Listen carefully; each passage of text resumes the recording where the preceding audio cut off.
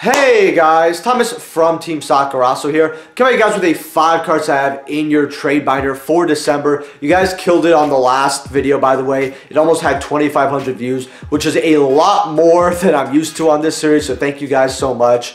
And you guys know the drill, 120 likes on this video, and I will do a part 2 before January 15th, meaning instead of 1 5 cards to have in your trade binder in January, you guys will get 2. So it's important that you smash that like button.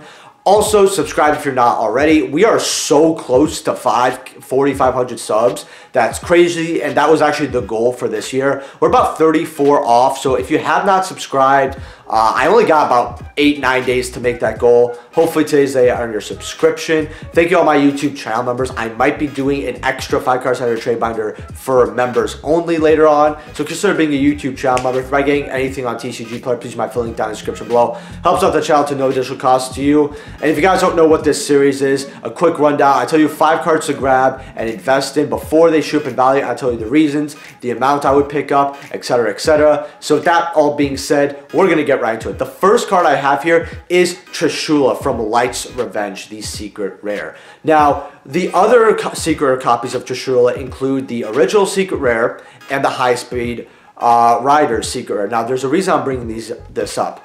Now, with the original secret rare, it was also Tula's original print from Hidden Arsenal, with also having that beautiful Hidden Arsenal secret rare foiling, which if you don't know how great it looks, I don't blame you because most of the cards from Hidden Arsenal are trash, unfortunately, and it was about a decade ago that those cards came out, probably actually even more, so I fully understand someone not knowing how those cards look, so I understand why people will gravitate towards the original secret rare and not towards the reprint secret rares. However, when I look at the high speed rider secret rare, it has less than 15 listings on TCG Player for near mint, and it is $6 to $10 right now for those secret rares.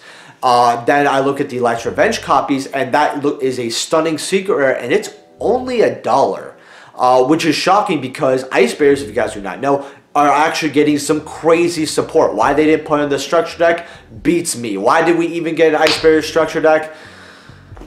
Well, try not to think too negatively on this video.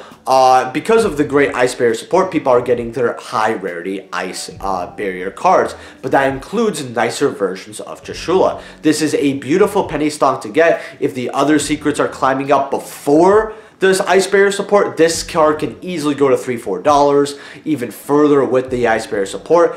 For our second card today, and I apologize for the awful pronunciation you're about to hear, but luckily there's a picture right here. Ice J. Jameer Ajarian. Now, this is a $3 card coming out of Photon Hypernova, and I think this is a great pick right now. But first, I'm going to explain the effect and how cracked it is for those who don't know. And I'll be reading this off my phone here, so that's why I'm looking down. So it's a quick effect that you can activate this card and face-up monsters you control cannot be destroyed or banished by your opponent card's effects this turn. So it's great protection, you're probably thinking, right? And that would honestly be a good effect. However, it gets even more crazy. Then, if you activate this effect in response to your opponent's card or effect activation, which you most likely did, and your opponent has a cards with that name on the field or graveyard, you can banish those cards. So although you're going to be able to protect your cards, and you can chain this to something that will destroy / banish your cards, if you chain this to a different card, you can end up banishing that card in multiple copies from the graveyard, right? So it can in a way serve as an interrupt, as well as it is also a water monster, so keep that in mind, and it does take a water monster to make, actually. So the other great effect is that if cards are banished by your opponent's card effect while this is in the graveyard, you can special summon this card, right? So you can get a lot of value, and this card keeps coming back. It doesn't even banish itself when it leaves the field off of this effect. So if your opponent keeps banishing, you're going to keep bringing this card back. Now, the reason why I'm telling you guys to grab this is not because the effect is amazing, although that is a good reason on its own. But the reason being is because since this is a water card, we're getting a lot more water support next year. So a lot of generic water cards are great to look at, and I'll be going over those in my market watches soon. But this card is definitely the card I would get right now, because not only is it a great card that has been meta relevant and still in a way is, I know we're trying to figure out the format and it's constantly changed with how diverse it is.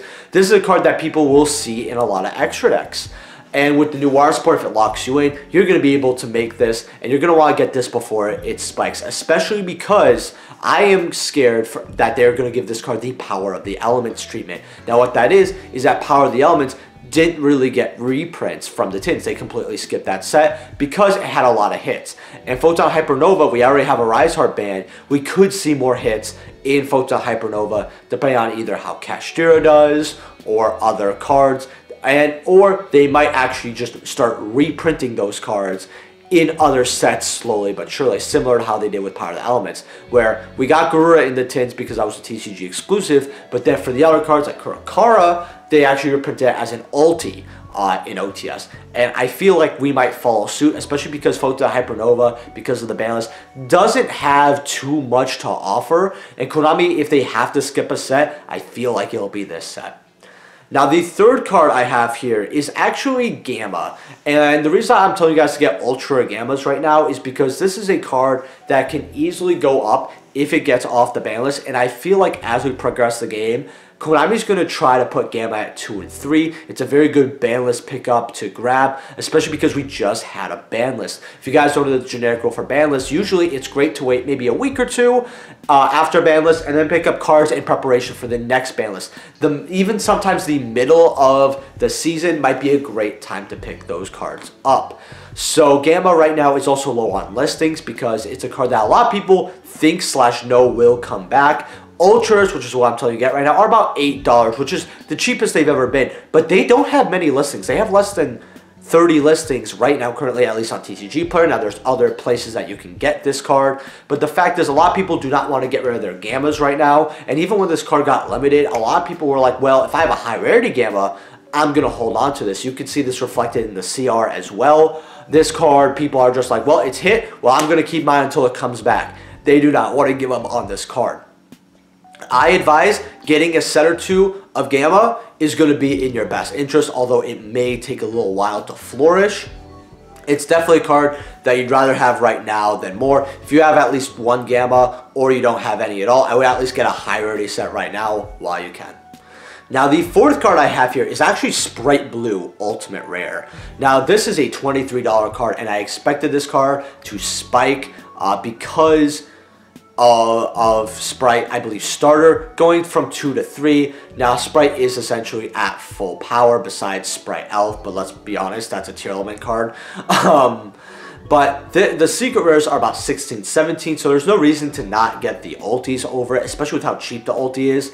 We're also moving on to OTS 24 very soon, so in February, so people aren't going to be really grabbing OTS 21, but the reason I'm telling you guys to grab this is because Runic also did not get hit on the ban list, and people like to play Sprite Runic. The level 2 synergy, though, that deck has goes crazy, but you guys already know that. But I think that Sprite is still a really strong deck. It can break your opponent's ankles and play through interrupts like mad.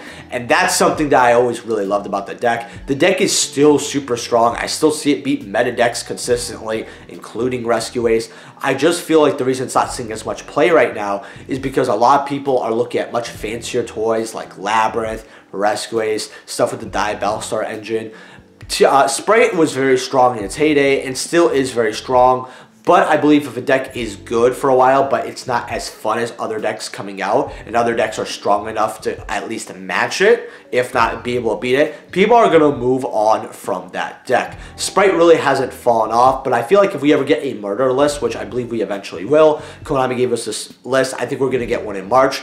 I think that what we're going to see is we're going to see a lot of these decks like Labyrinth, Rescue Ace, maybe Unchained a bit more, are going to get hit. And then they're going to have new contenders and people are going to be trying to figure out the format. And they're going to be looking at Sprite. And it's like, well, Sprite's really strong. And they can maybe even run whatever's left of Runics, because Runics may get a hit on the next list. So I would really get your ulti blues while you can. $23 is quite good for your ultis. This is a card that can easily go to $40.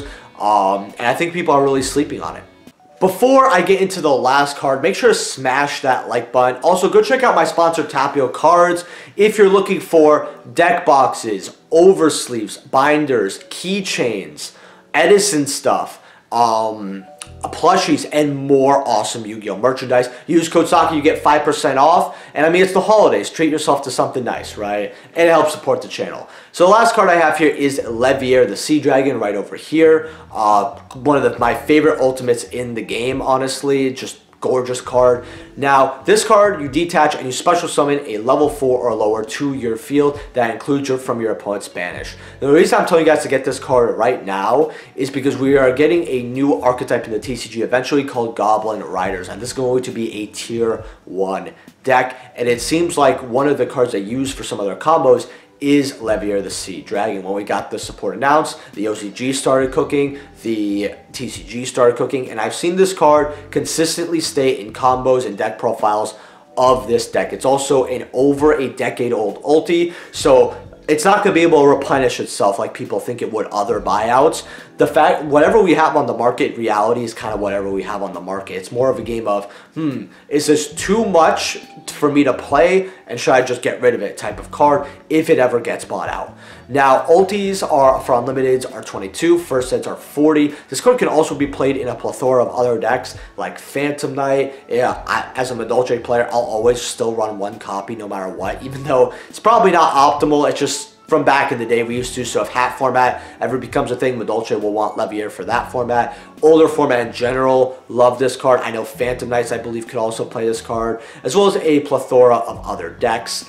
It's just a great generic special summoner one, but you guys will want to get on top of this rather sooner than later because of Goblin Riders. Now, I would personally grab the first edition at $40, but if you have maybe 60 to 70 only to play with, and you're thinking, I don't know if I want to spend for 2 first sets, a set of unlimiteds might not be bad as well. Definitely would rather have a set of unlimiteds than just one first ed. I will say that. So depending on your budget on how much you want, because this is a quite expensive card, I definitely would grab this card while you can. Just a lot of people are sleeping on it. The card is also a lot cheaper than it usually is. I'm always used to seeing first sets around 60, 70 with unlimiteds at 30s to 40s. So card's been dropping for a while. It's at one of its lows. Go grab it while you can. And with that being said, hopefully you guys enjoyed this video. Happy holidays, especially happy Christmas. If you guys don't know, I celebrate Christmas. So leave a like if you guys enjoyed and subscribe. And I'll see you guys in the next video. Peace.